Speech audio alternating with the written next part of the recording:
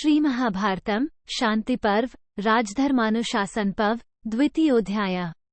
नारद जी का कर्ण को शाप प्राप्त होने का प्रसंग सुनाना।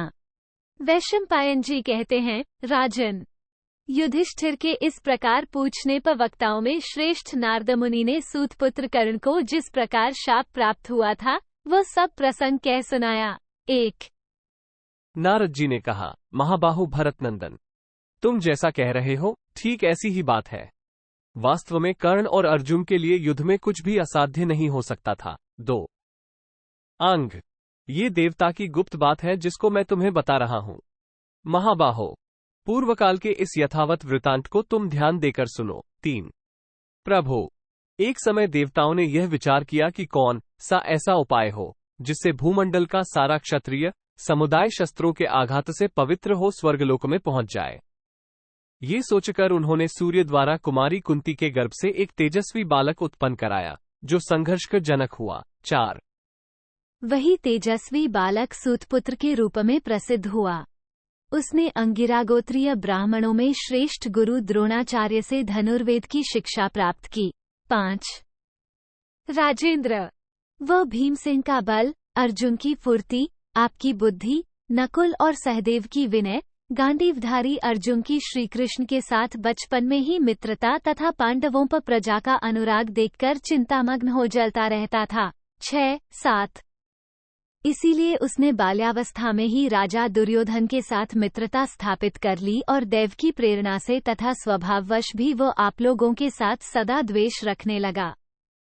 एक दिन अर्जुन को धनुर्वेद में अधिक शक्तिशाली देख कर्ण ने एकांत में द्रोणाचार्य के पास जाकर कहा, 9।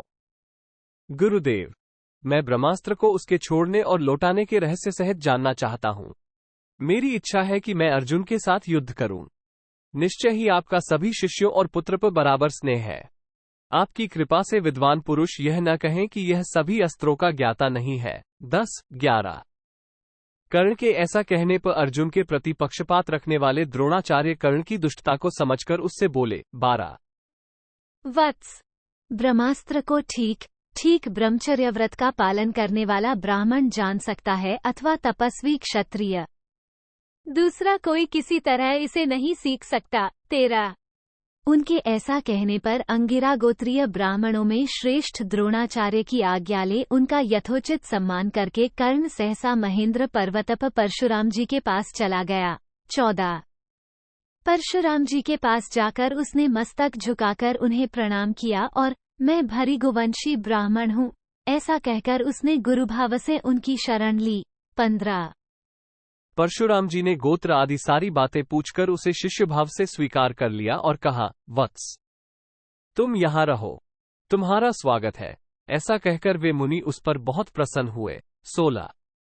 स्वर्गलोक के सदृश मनोहर उस महेंद्र पर्वत पर रहते हुए कर्ण को गंधर्वों, राक्षसों, यक्षों तथा देवताओं से मिलने का अवसर प्राप्त होता रहता था। 17।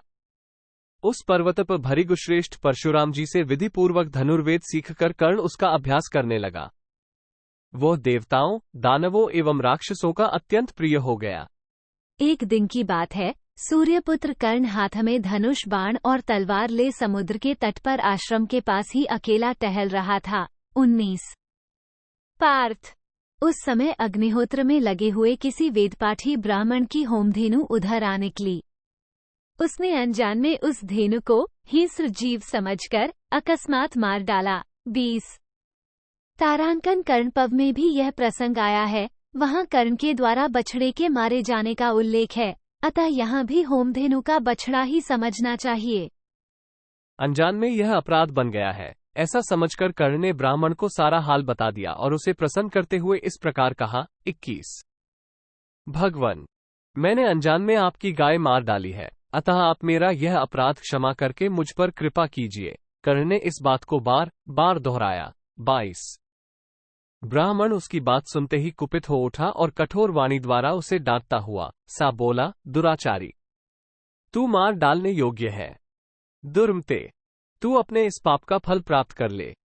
पापी, तू जिसके साथ सदा ईर्ष्या रखता है और जिसे परास्त करने के लिए निरंतर चेष्टा करता है, उसके साथ युद्ध करते हुए तेरे रथ के पहिए को धरती निगल जाएगी। 23, 24। नराधम, जब पृथ्वी में तेरा पहिया फंस जाएगा और तू अचेत सा हो रहा होगा, उस समय तेरा शत्रु पराक्रम करके तेरे मस्तक को काट गिराएगा। अब तू चला जा, ओ मूढ़। जैसे असावधान होकर तूने इस गौ का वध किया है, उसी प्रकार असावधान अवस्था में ही शत्रु तेरा सिर काट डालेगा। 26। इस प्रकार शाप प्राप्त होने पर कर्ण ने उस श्रेष्ठ ब्राह्मण को बहुत सी गौएं, धन और रत्न देकर उसे प्रसन्न करने की चेष्टा की। तब उसने फिर इस प्रकार उत्तर दिया। 27। सारा संसार आ जाए तो भी कोई मेरी बात को झूठी नहीं कर सकता। तू यहां से जा या खड़ा रहे, अथवा तुझे जो कुछ करना हो वो कर ले। 28। ब्राह्मण के ऐसा कहने पर कर्ण को बड़ा भय हुआ। उसने दीनतावश सिर झुका लिया। वो मन उस बात का चिंतन करता हुआ परशुराम जी के पास लौट आया। 29। इस प्रकार श्री महाभारत शांति पर्व के अंतर्गत राजधर्मानुशासन पर्व में कर्ण को ब्राह्मण का शाप नामक दूसरा अध्याय पूरा हुआ। 2।